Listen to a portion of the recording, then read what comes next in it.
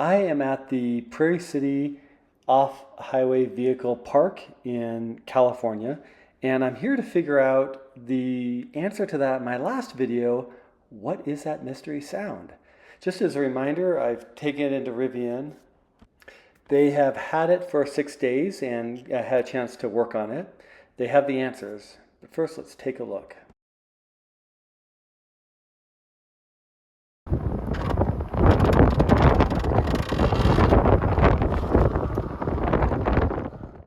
Now that quick clanking sound happened first on June 11th. This is jumbo grade, which goes from Reno to Virginia City, and we took the Miller Corner side, which is a bit harder. And here's some of the sound that I first heard back there.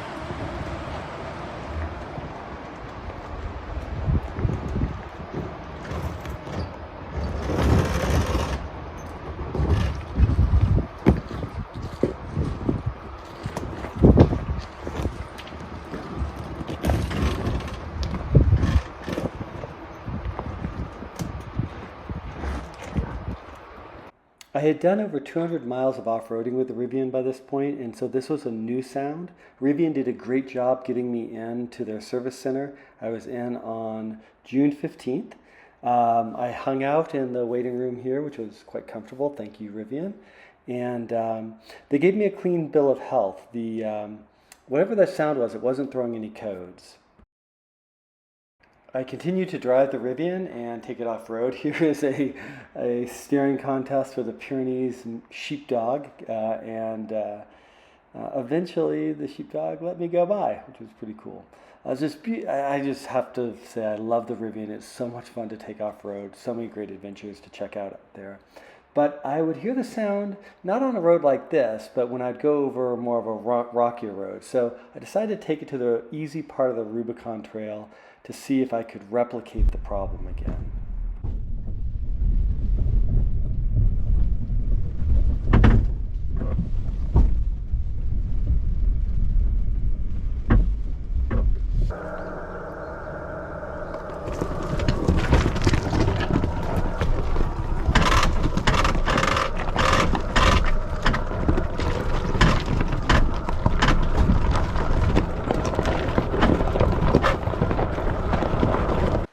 Now that footage was sent to the Rivian engineers, and that did help them diagnose what the problem was. The timestamps were super helpful.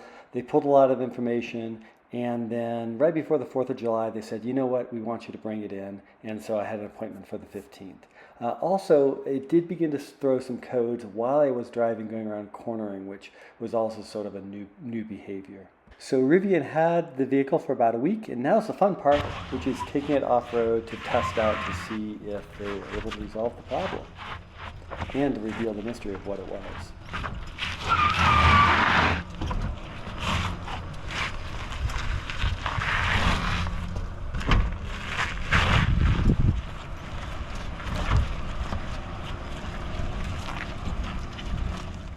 Okay, I had to try it around 3 or 4 times, partially because it was just fun.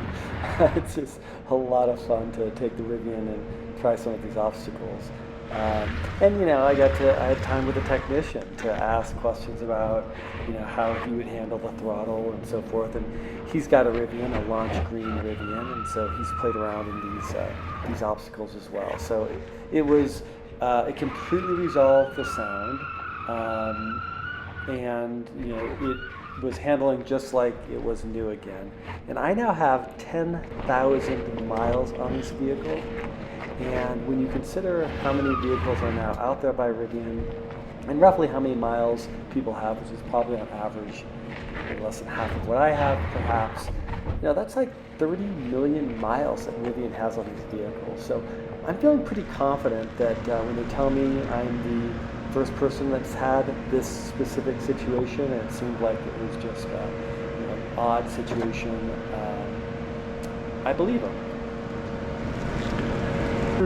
It's a rarity. I don't see it happening too often, which it's good that we're easy to fix it and diagnose it really quickly, but it's also good on the side of that hopefully no one else has the same issue. Yeah, perfect. Yeah. And it seemed like what happened first was just this popping sound. Yeah, that's and probably where the internal seizure started, and then as you kept driving, it just kind of finished got off. worse. Yeah. Yeah, because the floating thing didn't happen until later, so it's not maybe. But so I think the advice to any of the folks with Rivians is, first of all, have a lot of fun off road. These are amazingly capable vehicles, and we'll go do that that track that you showed me again. But if you do hear the popping sound, bring it in a service center. Yeah, certainly better. That way we can help it out, get it back on the road, and crawl it as soon as possible. And you've got a theory, the idea of what probably happened then with the strut. Explain a little bit. For the most part, the strut had like an internal failure, causing the popping sound, causing the truck to kind of feel more like a boat for the sway to left or right. Okay, well, I think we're going to try one more off-roading and take it up that hill again for the final test, and let's go for it. Sounds good. Okay, thanks.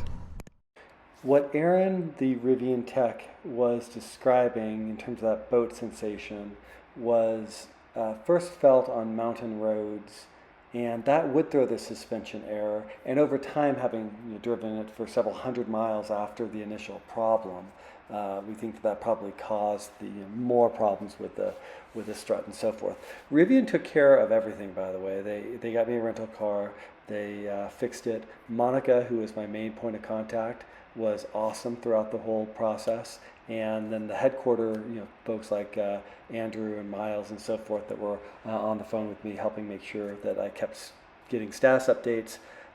They completely rocked. I mean, I really feel good when you think about this is a new company there. I think they did a great job.